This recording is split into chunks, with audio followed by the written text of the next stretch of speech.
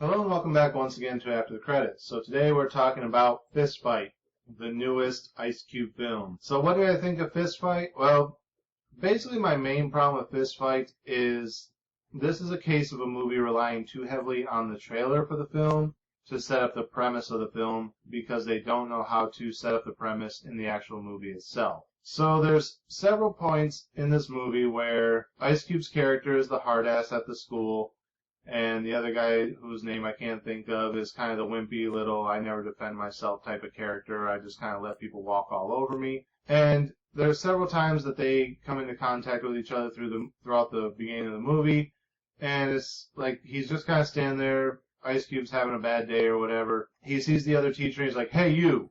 And it goes to that real tense music, like, this is it. This is where he says, "Hey, we're gonna fight." And then it's just like, "Do you know anything about the AV equipment? Because I'm having some trouble with the VCR." "Oh yeah, I can help you with that." And then like another point, it's like, "Okay, here it comes. This is where they're gonna fight. How do you work the new espresso machine? I don't understand it." It's just a bunch of that. Like, he's walking along like, "Stop right there." And it's like, "What?" And it's like, "You almost tripped over this." It's like they do this like 15 times in the first 20 minutes of the movie. So that's like once a minute almost they're doing this. And finally it's like to the point where Ice Cube's character just flips out and kind of trashes the entire classroom and all the students freak out. They end up going to the principal's office and it's like, Ice Cube's like, teachers stick together, right? And the guy's kind of scared, like, "Okay, yeah, I'll do whatever you say." And the principal's like, "Okay, well, what happened? People said you were, like, destroying things, you were swinging an axe around, all this stuff." And he's like, "I don't know what they're talking about."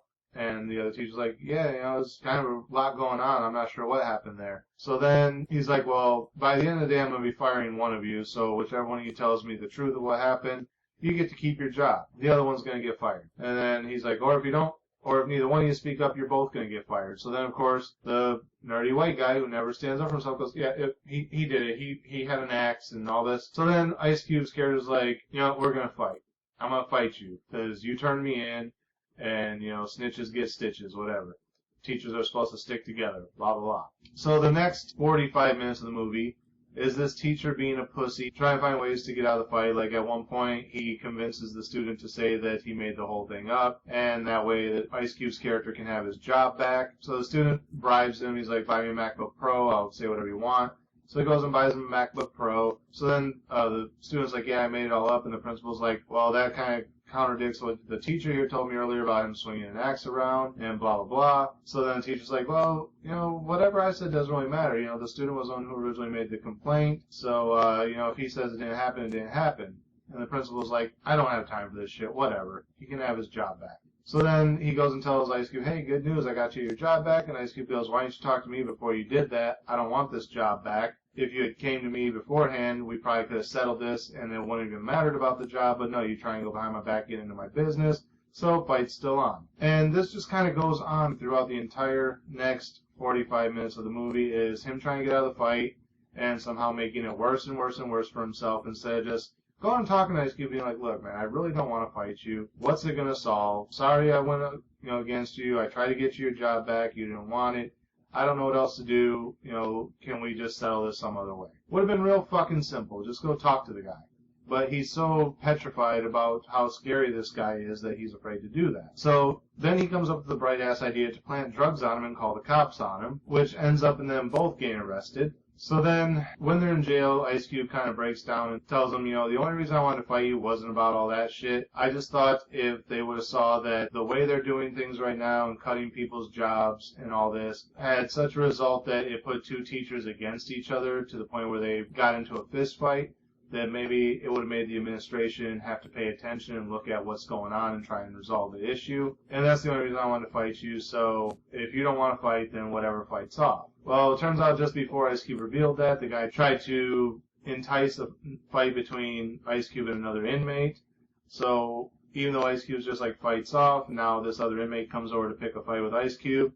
So then after Ice Cube knocks the guy out pretty easily, he goes, you tried to sick this guy on me? Fight's back on. You know, I'm going to whip your ass, whatever. So then finally the guy grows a set of balls because he's tired of being pushed around all day. And he goes like, you know what? Fuck it. I'm going to fight him. And he kind of tells the principal off. He tells the board of administrators off and all this and basically gets himself fired, even though they basically told him he was keeping his job, but then he told him off, which pretty much resulted in him getting fired anyway. So then him and Ice Cube have the fight. And at first it's looking like Ice Cube's going to win the fight easily. The other guy starts fighting back and getting a second win and actually getting a few good punches. And Ice Cube kind of underestimated him. And it looks like he's going to win the fight because Ice Cube's character underestimated him. And of course, Ice Cube's not going to look like a punk in this film because he's built this whole reputation of being this hard-ass gangster his whole life. So even though he got knocked out for a second, he still comes back and wins the fight at the end. And then once the fight's over, it's kind of, okay, well, I guess we're cool now, because when he knocks him out, his phone rings and his wife is going into labor, so he wakes him up. He's like, hey, you need to get to the hospital. Your wife's going into labor. And he's like, can you give me a ride? And they're like, yeah, okay, I can do that. They get to the hospital, and then, you know, they're kind of friendly after that. And mission accomplished, because as they're in the hospital, it comes over the TV that people have been filming the fight, and it made it to the news, and it's caused the administration to have to figure out what's going on and why these teachers are fighting with each other, and is it because of the layoffs and blah, blah, blah. So Ice Cube's kind of like, you know, mission accomplished. And they all go back to work and kind of make peace with each other, blah, blah, blah. Again, spoilers if you don't want to know how the movie ends, but it was kind of obvious where it was going to go. Overall, wasn't as bad of a film as I thought it was going to be. When I first saw the preview for it, I was like, that could either be really funny or really crap. And I thought it was going to be more along the lines of crap. But it ended up being a little bit funnier than I thought. There were a few points in where I actually laughed pretty good. Not a whole lot, and I think the reason I didn't laugh at it a whole lot is because this premise of film has been done a few times before. There was actually a really fairly popular cult film in the late 80s, early 90s called 3 O'Clock High, where the whole thing is this bully who's been expelled from every other school ends up at this school, and the kid who's trying to be friendly towards him and make him feel welcome accidentally crosses a line with him, and now he says, okay, I'm going to kick your ass after school. So the whole day the nerdy kid's trying to get out of the fight, and by the end ends up fighting him and winning. And that's kind of the same premise, except I think it worked better when it was kids and the nerdy student trying to get away from fighting the bully versus a grown man trying to get away from another teacher who wants to beat him up. Because, at one point, he even calls the cops, and he's like, this guy's threatening me, personal threats are a serious issue. And they laugh at him, and they basically say, be a man and take the ass whooping. And it's like, that's why this doesn't work. Because in a real police department, they would have showed up at the school, said, what the hell's going on here? We've had talks of threats. Did you threaten this guy? And they would have tried to resolve it either by arresting somebody or by other means. And in this, they just kind of laugh at him. And it's like, it makes it really unrealistic, and plus, the nerdy white guy actor kind of does that over-the-top acting where he's just kind of like a white Kevin Hart almost, where it's just like everything has to be overemphasized, it's like, why am I the target when this guy, and just that real jitteriness and just overacting on everything. It gets kind of irritating after a while, and I know that's this guy's shtick, and it's how he actually talks or whatever.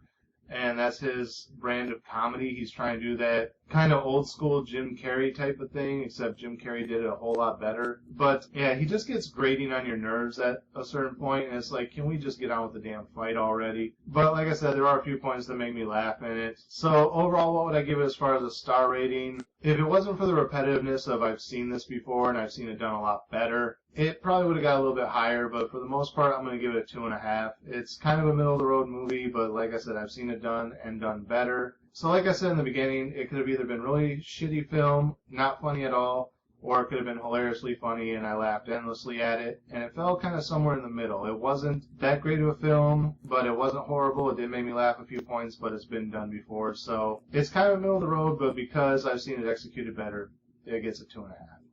So that's it for this episode. Again, as always, thank you guys for watching. Remember to like, comment, subscribe, share the video. Links are down in the description. Click the bell up there in the corner. Make sure you get notifications every time I post new content. And until next time, we'll see you after the credits.